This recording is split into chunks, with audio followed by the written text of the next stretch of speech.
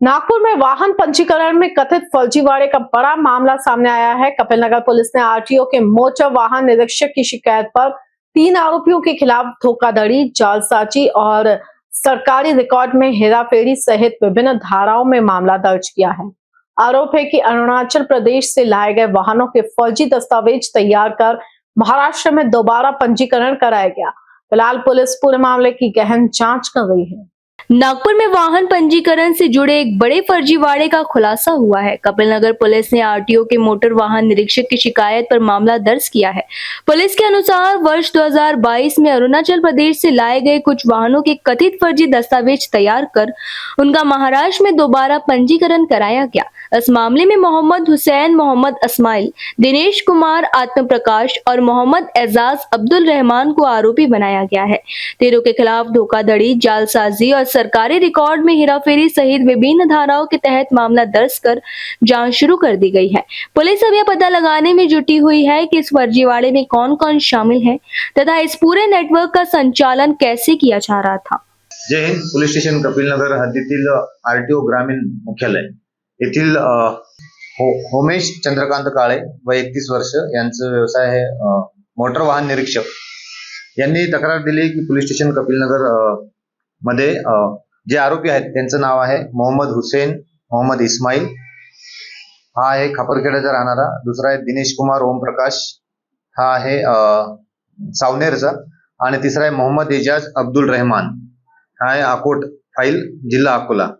या तिघांनी मागच्या 2022 पासून तर काल दिनांक 1 जुलै 2026 पर्यंत या तिघांनी ट्रक जे आहेत 4 ट्रक याचे बनावटीकरण केलेलं आहे आणि त्यांनी मध्य प्रदेश आणि अरुणाचल प्रदेश या दोन्ही ठिकाणी त्यांनी रजिस्ट्रेशन केलं। ते झाल्यानंतर 2022 मध्ये आरटीओ ग्रामीण आपल्या हद्दीतले जे आहे त्या ठिकाणी येऊन त्यांनी री रजिस्ट्रेशन केलं आणि त्यावरून त्या गाड्या अद्याप सध्या चलन म्हणजे याच्यात आहे।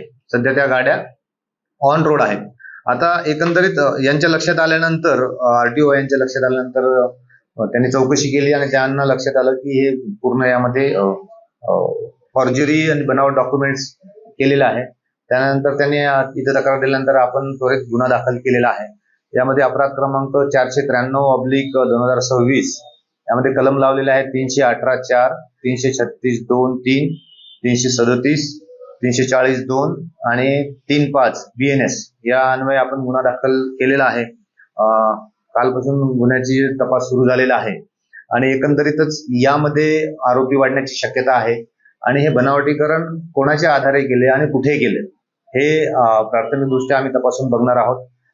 सुरुवातीला जो तपास आहे यामध्ये जे आरटीओ मधून इथून कोणी यामध्ये सामील होते का किंवा कोणी एजंटच्या मार्फतीने यांनी हे असा प्रकार केला आहे का, तर एकंदरीत हा पूर्ण तपास सुरू झालेला आहे। यानंतर जे यापूर्वी सुद्धा पोलीस स्टेशन गिरटी खदान या ठिकाणी 2 जुलै 2026 मध्ये अपराध क्रमांक 973/24 असा गुन्हा दाखल झालेला आहे 2024 मध्ये। त्यामध्ये पण SIT मान्य पोलीस आयुक्त साहेब यांच्या आदेशानुसार SIT स्थापन झाली होती। त्यामध्ये गुन्हा दाखल होऊन चार्जशीट दाखल झालेली आहे। त्यांची आणि यांची काही लिंक लागते का हे आम्ही प्रथम बघणार आहोत। आणि हे एकंदरीत जे 4 ट्रक यांनी जी तक्रार दिली आहे या ट्रकचे सध्या कुठे आहे, त्यांचा काय वापर होतो आणि ते ट्रक यांनी बनावटीकरण कसं या पद्धतीने केलेलं आहे हे आम्ही सुरुवातीला शोधणार आहोत। प्राथमिक दृष्ट्या सध्या गुन्हा दाखल केलेला आहे आणि यानंतर आम्ही पुढची कारवाई करणार आहोत। आता हे ट्रक यांच्या ताब्यात आहे किंवा यांनी आणखी कुठे काही विल्हेवाट लावली याचा सुद्धा सखोल तपास होणार आहे। एकंदरीत बघता हे 2 नागपूर जिल्ह्यातले आहे आणि एक जो आहे आरोपी हा अकोला जिल्ह्यातला आहे। आम्ही सगळ्या ठिकाणी टीम रवाना करून यांना ताब्यात घेऊन पुढील आम्ही कारवाई करणार आहोत।